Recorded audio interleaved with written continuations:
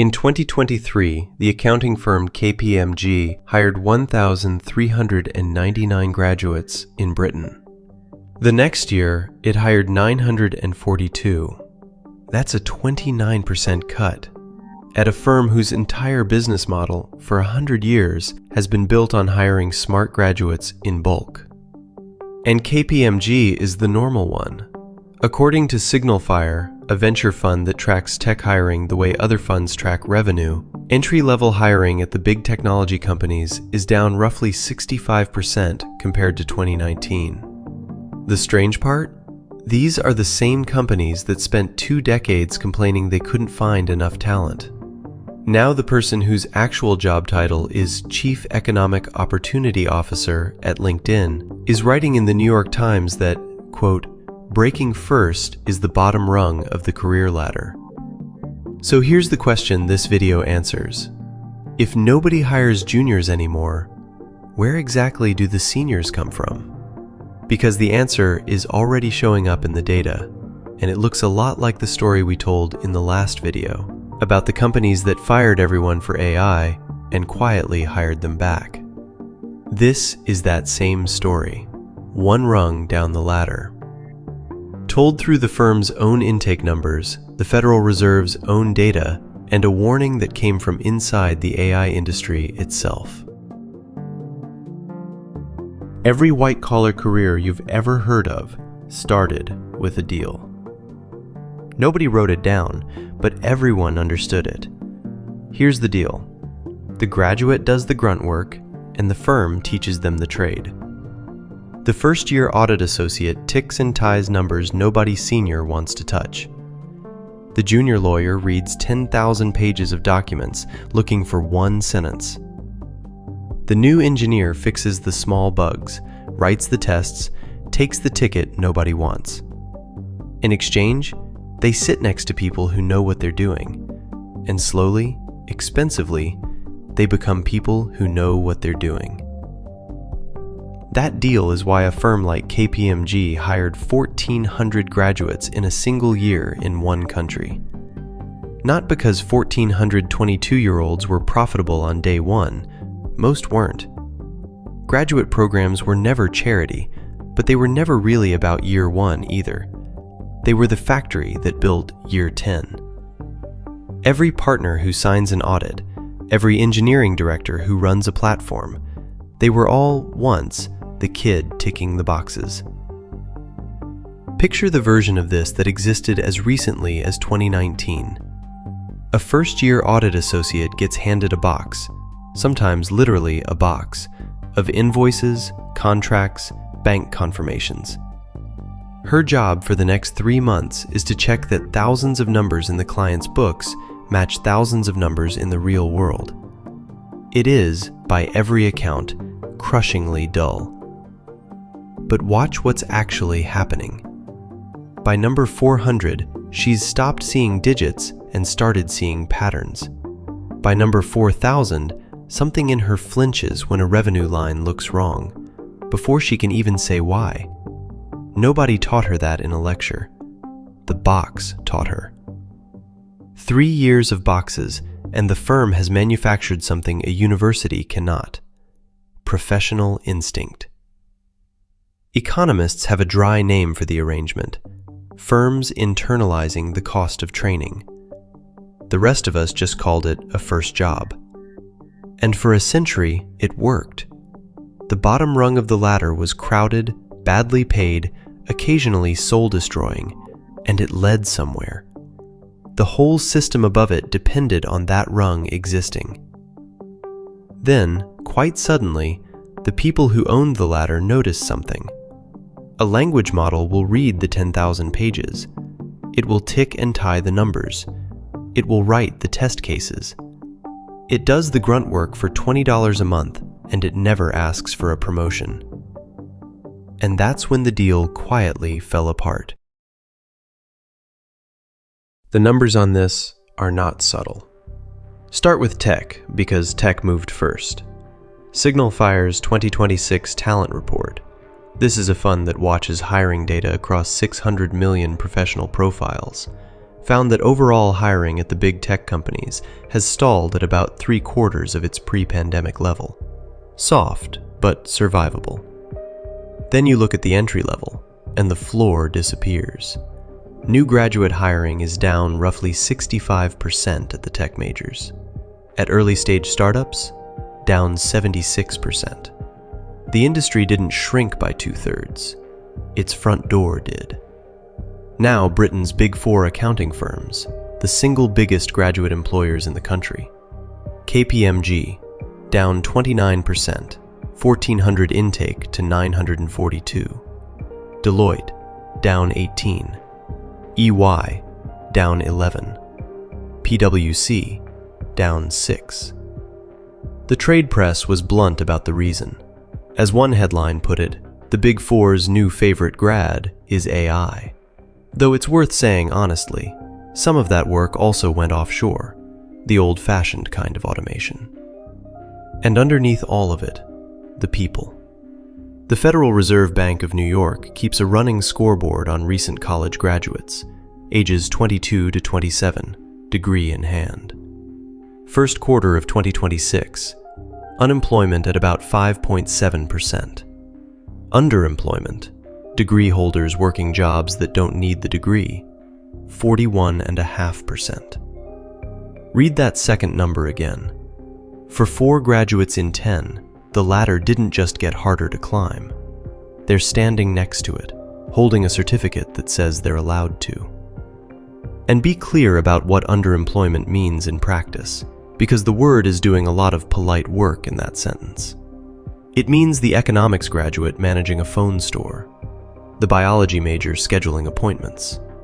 Working, technically, the unemployment statistics count them as wins, but standing on a rung that doesn't connect to the ladder they spent 4 years and 6 figures qualifying for. The Fed's own researchers have spent a decade asking whether recent graduates are finding good jobs, not just jobs. Right now, for 4 in 10, the answer is no. Here's what makes this moment genuinely strange, historically. For as long as this data has mattered, a degree worked like unemployment insurance. Graduates were consistently safer than the workforce as a whole. In good economies and bad ones, through the dot-com bust and the financial crisis, that held. It has now flipped. Recent graduates are doing worse than the average worker. The insurance policy is paying out backwards. This is the market the class of 2026 walked into 2 months ago. And what makes it bitter is that they did everything right. This is the cohort that was told, from roughly age 6, that the degree was the deal, that the robots were coming for the forklift drivers and the checkout operators. So get the credentials, get into the knowledge economy, get behind a desk where it's safe. They got the grades, they got the degree, they fought for the internships. The advice was fine, for every graduating class before them.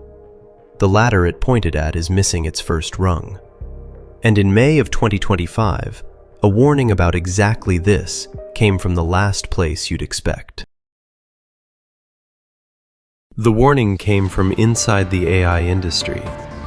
Dario Amodei, chief executive of Anthropic, one of the 2 or 3 most important AI companies on the planet, told the news outlet Axios that AI could eliminate half of all entry-level white-collar jobs and push unemployment to 10 or even 20% within 1 to 5 years. The man whose company sells the technology was warning the world about what his customers were doing with it. Now, you should hold that quote at arm's length, and here's why. An AI chief executive has every commercial reason to tell you his product is world-changingly powerful. Doom is also a sales pitch. So let's check the doom against the data. And this is where the story turns, because the data says something more specific and honestly more interesting than AI took the jobs. The Economic Policy Institute went through the occupation data for young graduates and found that 85% of them work in occupations that have been growing. Most degree-holding 20-somethings who have jobs are not in dying fields. Employment across most white-collar occupations is fine, If AI were simply deleting white-collar work, you'd see it everywhere. You don't. What you see instead is damage concentrated in one place, the entrance. The occupations are alive. The on-ramp to them is what's closing. And that tells you what actually happened. AI didn't take the jobs. It took the justification for the first job.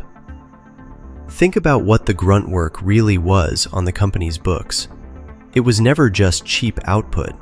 It was tuition the firm paid itself. Remember our audit associate and her box of invoices? An AI genuinely does that box faster than she ever could. That part of the pitch is true. But the box was doing two jobs at once. It produced ticked invoices, and it produced her, the future manager who can smell a bad number across the room. The machine only replaces the first job. Nobody has any idea yet how to replace the second. The boring tickets were the curriculum. Automating them didn't just automate work, it quietly abolished the school. But here's the trap. On a spreadsheet, only one of those two jobs was ever visible. When a machine does the boring tickets, the output side of the junior hire goes to zero, and the training side was never on the spreadsheet to begin with. So when a chief financial officer looks at the graduate program in 2025, they see all cost and no output. Cutting its books a saving this quarter, real money, defensible in front of any board. The thing actually being cut, the pipeline of people who become the senior staff, doesn't show up as a loss for 5 to 10 years on anyone's ledger, in any quarter, with anyone's name attached to it. Sound familiar? It should. It's the exact mechanism from the layoff story. The savings are immediate and measurable. The cost is delayed and diffuse, so the ledger says yes every time. Companies didn't decide to stop making seniors. They decided to stop paying for juniors, and nobody in the room pointed out those were the same decision. Except this time, the bill is already arriving, and from 3 directions at once. Direction 1. The talent didn't evaporate. It went somewhere. SignalFire found that new graduates are now twice as likely to be founders as they were at the 2022 market peak. Locked out of the front door, a meaningful slice of the most ambitious ones started building their own companies, with the same AI tools that locked them out, which have never been better at turning 2 people and a laptop into a product. And here is SignalFire's own conclusion, written to the industry in their own words. By cutting entry-level hiring to save short-term costs, big tech, quote, may unintentionally be incubating its next generation of competitors outside its own walls. Sit with that. The companies that stopped training juniors didn't stop juniors from learning. They just stopped owning what those juniors learned to build. Direction 2. The pipeline math. SignalFire again, same report. Eliminating the new grad pipeline to optimize today's balance sheet points at, quote, a severe leadership vacuum over the next decade. Every senior engineer is a junior engineer plus 10 years. That arithmetic has no workaround, and everyone in the industry knows it. Which is why the current strategy, hire experienced people only, is a game of musical chairs played with a fixed number of chairs. Any single company can staff itself by poaching seniors from its neighbors. It just pays a premium for them, and that premium rises every year the collective training pipeline stays shut. The industry as a whole cannot poach its way out of a generation it never trained. Somebody has to make seniors. Right now, almost nobody is volunteering. Direction 3.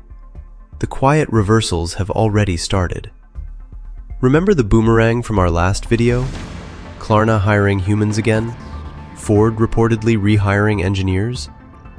Watch where it's landing now. IBM, a company that spent 2025 bragging about AI replacing HR headcount, says it's tripling its entry-level hiring in the United States. Not senior hires, entry-level. One of the biggest names in enterprise tech looked at the same pipeline math and started buying the bottom rung back. That's 3 signals, all pointing the same way. The entry-level cut isn't a new equilibrium, it's a lag. The same lag as the layoffs. Announce the saving now, discover the cost later, reverse it quietly, and hope nobody lines up the press releases. We line them up. It's kind of our thing now. So here's the verdict, and like last time, it's one you can check. The entry-level collapse is real. The 65% is real, the 29% is real, the 5.7% is real. But it is not the end of entry-level work. It's a mispricing. Companies are valuing junior hires at their day one output, which AI has genuinely crushed, while ignoring their year 10 value, which AI has arguably made more scarce because judgment is now the bottleneck. Markets eventually correct mispricings. The corrections are already visible. IBM's reversal, the founder surge, SignalFire lecturing its own industry about incubating competitors. The falsifiable version. Within 3 years, by mid-2029, graduate intake at the firms that cut deepest starts climbing back, the way the rehiring wave followed the layoff wave. If big tech's entry-level numbers are still at -65 in 2029, we were wrong, and the ladder really did lose its bottom rung for good. Hold us to that.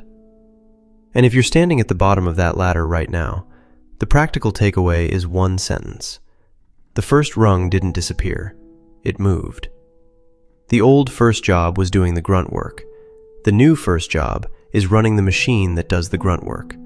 SignalFire's report literally tells companies to rehire juniors as, quote, agent operators, people who manage AI workflows, audit what the machine produces, and own the judgment the machine can't. The graduates getting hired in 2026 are the ones who show up already being that person, with proof they can run the tools, not a certificate saying they could learn to. A degree plus a portfolio of things you've actually shipped beats a degree plus 400 applications. And the companies rebuilding their graduate programs, the IBMs, are telling you, in their own hiring pages, that they've already worked out what their competitors will pay dearly to relearn. The companies that broke the bargain are going to spend the next 5 years discovering what the bargain was for. Some of them will pay for that lesson in senior salaries. Some will pay for it in competitors they trained by accident. The ones that figure it out first won't announce it. They'll just quietly start hiring graduates again. When you see those intake numbers tick up, you'll know how this story ended. You saw the whole arc here first.